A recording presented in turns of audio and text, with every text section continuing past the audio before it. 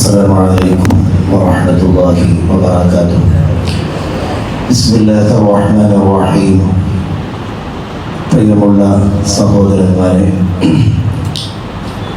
നമ്മുടെയൊക്കെ ജീവിതത്തിൻ്റെ ആയുസ്സിലേക്ക് ഒരു വിശുദ്ധ റമദാൻ കൂടെ വന്നെത്തിയിരിക്കുകയാണ്.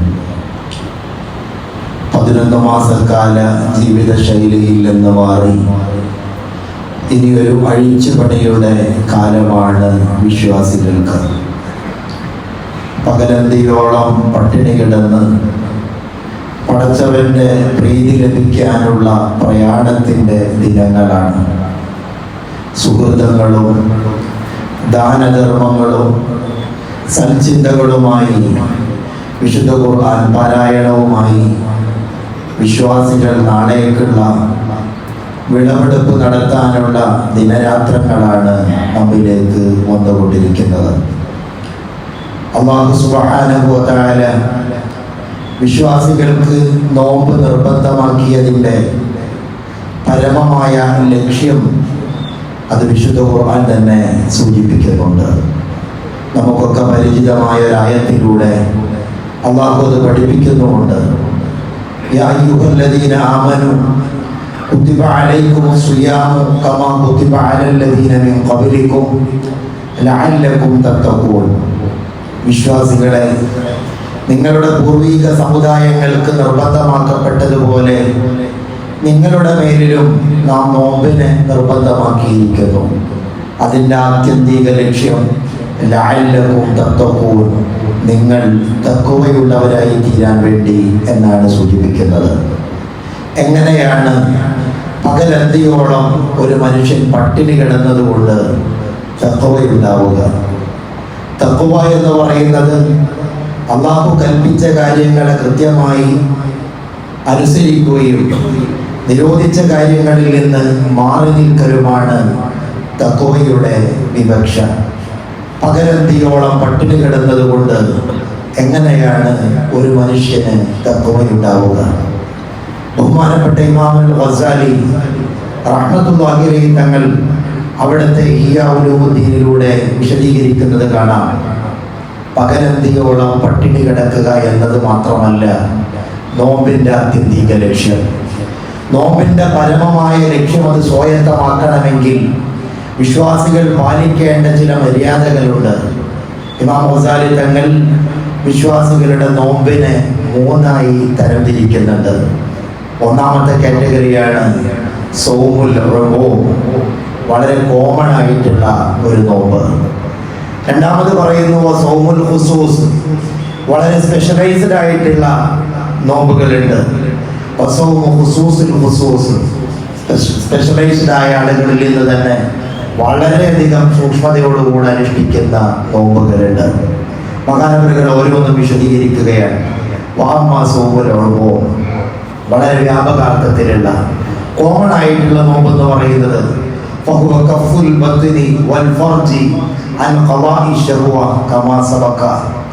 മഹാനവറുകൾ സൂചിപ്പിക്കുകയാണ്, സാധാരണഗതിയിൽ വിശ്വാസികളായ ആളുകൾ പലരും അനുഷ്ഠിക്കുന്നത് പോലെ പകലന്തിയോളം പട്ടിണി കിടക്കുക, വയറിനെ ഭക്ഷണത്തിൽ നിന്ന് മാറ്റിവെക്കുക, അതോടൊപ്പം അവൻ്റെ ലൈംഗിക വീഴ്ചയിൽ നിന്ന് ശരീരത്തെ നിയന്ത്രിക്കുക. അതാണ് ഒന്നാമത്തെ കാറ്റഗറി. മഹാനവറുകൾ സൂചിപ്പിക്കുന്നു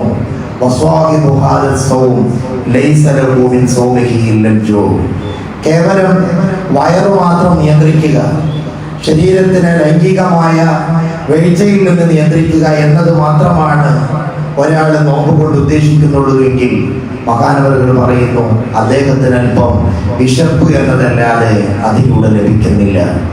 കാരണം നബി സല്ലല്ലാഹു അലൈഹി വസല്ലം തങ്ങൾ ഒരു ഹദീസിലൂടെ പഠിപ്പിക്കുന്നുണ്ട്, മല്ലം യദഉ ഖൗല സൂർ വൽ അമല ബിഹി ഫലൈസ ലില്ലാഹി ഹാജ ഫി അൻ യദഅ തുആമഹു വ ശറാബഹു.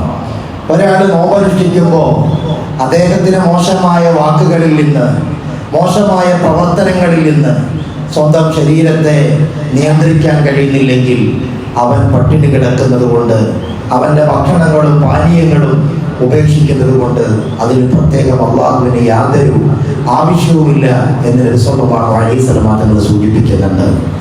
അതേസമയം രണ്ടാമത്തെ കാറ്റഗറി എന്ന് പറയുന്നത് വാമാ സൗമുൽ ഖുസൂസ് ഫഹുവ കഫു സമഇ വൽബസരി വല്ലിസാനി വൽയദി വൽരിജ്ലി വസായിരിൽ ജവാരിഹ് അനിൽ ആസാർ. പകലന്തിയോളം പട്ടിണി കിടക്കുന്നതോടൊപ്പം അവൻ്റെ നാവിനെ, അവൻ്റെ കേൾവിയെ, അവൻ്റെ കണ്ണിനെ, അവൻ്റെ കൈകളെ, കാലുകളെ, ശരീരത്തിൻ്റെ മറ്റു അവയവങ്ങളെ കൂടെ അയാൾക്ക് നിയന്ത്രിക്കാൻ കഴിയുമ്പോഴാണ് അവന് തഖ്വ ലഭിക്കുന്നത്. ആമുഖമായി സൂചിപ്പിച്ചതുപോലെ ഒരാൾ രാവിലെ മുതൽ വൈകുന്നേരം വരെ പട്ടിണി കിടന്നത് കൊണ്ട് മാത്രം തഖ്വ ലഭിച്ചു കൊള്ളണമെന്നില്ല. അതേസമയം ഈ പകലന്തിയോളം പട്ടിണി കിടക്കുന്നതോടൊപ്പം അവൻ്റെ നാവിനെയും അവയവങ്ങളെയും കണ്ണിനെയും കാതിനെയും ഒക്കെ നിയന്ത്രിക്കുമ്പോഴാണ് ഒരു മനുഷ്യൻ അവൻ പരിഷ്കൃതനായി തീരുന്നത്. അതല്ലെങ്കിൽ അവന് ഒന്നുകൂടെ ആത്മീയമായി ചൈതന്യം നേടിയെടുക്കാൻ സാധിക്കുന്നത്. മൂന്നാമത്തെ കാറ്റഗറി മഹാനവറുകൾ സൂചിപ്പിക്കുന്നു, വാമ്മാ സൗമു ഖുസൂസുൽ ഖുസൂസ് ഫസൗമുൽ ഖൽബി അനിൽ ഹദ്മി അദ്ദനിയ്യ വൽ അഫ്കാരി ദുനിയവിയ്യ. ഈ പറയപ്പെട്ട ശരീരത്തെ നിയന്ത്രിക്കുന്നതോടൊപ്പം തന്നെ കണ്ണിനെയും കാതിനെയും ശരീരത്തിൻ്റെ അവയവങ്ങളെയും പ്രത്യക്ഷത്തിലുള്ള ബാഹ്യമായ അവയവങ്ങളെ നിയന്ത്രിക്കുന്നതോടൊപ്പം ഹൃദയത്തെ കൂടെ നിയന്ത്രിക്കാൻ കഴിയുമ്പോഴാണ് മൂന്നാമത്തെ കാറ്റഗറിയിൽ എത്തിച്ചേരാൻ കഴിയുന്നത്. ഹൃദയത്തെ നിയന്ത്രിക്കുക എന്ന് പറഞ്ഞാൽ ശരീരം കൊണ്ട് കണ്ടുകൊണ്ട് നമ്മളൊന്നും ഹറാമ് കണ്ടിട്ടില്ല, കാതുകളെ കൊണ്ടൊന്നും കേട്ടിട്ടില്ല, നാവ് കൊണ്ടൊന്നും പറഞ്ഞിട്ടില്ലെങ്കിലും ഹൃദയത്തിലും എല്ലാ മോശമായ ചിന്തകളെ തൊട്ട് ദുന്യവിയായ ചിന്തകളെ തൊട്ട് പോലും ഹൃദയത്തെയും നിയന്ത്രിക്കാൻ കഴിയുമ്പോഴാണ് നോമ്പിൻ്റെ ആത്യന്തികമായ പരമമായ ലക്ഷ്യത്തിലേക്ക് ഒരാൾക്ക് എത്തിച്ചേരാൻ സാധിക്കുകയുള്ളൂ. അപ്പം നമ്മളെല്ലാവരും നോമ്പനുഷ്ഠിച്ചവരാണ്.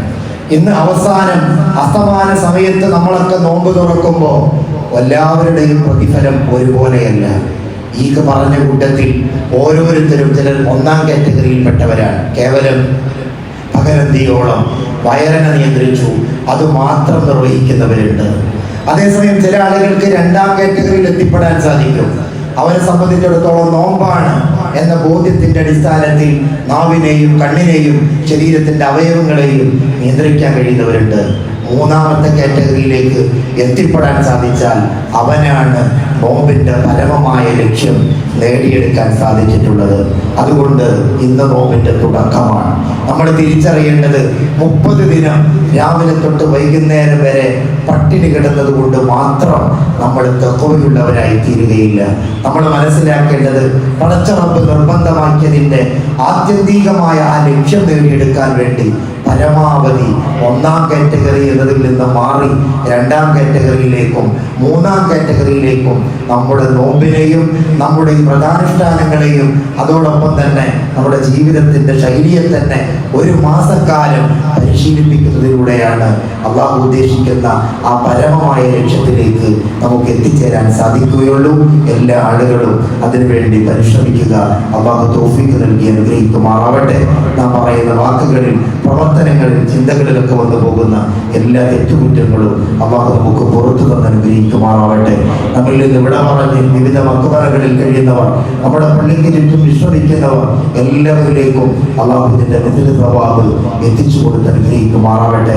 നേറുന്ന പ്രശ്നങ്ങൾ അനുഭവിക്കുന്ന പലരുമുണ്ട്. അള്ളാഹു എല്ലാവർക്കും പരിഹാരം നൽകി അനുഗ്രഹിക്കുമാറാവട്ടെ. ഈ വിശുദ്ധ റമദാനിനെ ധാരാളം സൽക്കർമ്മങ്ങളെ കൊണ്ടും ഖുർആൻ പാരായണം കൊണ്ടും അതുപോലെ മറ്റുള്ള സുഹൃത്തുക്കളെ കൊണ്ടും ധന്യമാക്കാൻ അള്ളാഹു നമുക്കൊക്കെയും തൗഫീഖ് തന്ന് അനുഗ്രഹിക്കുമാറാവട്ടെ. അസ്സലാമു അലൈക്കും വറഹ്മത്തുള്ളാഹി വബറകാതുഹു.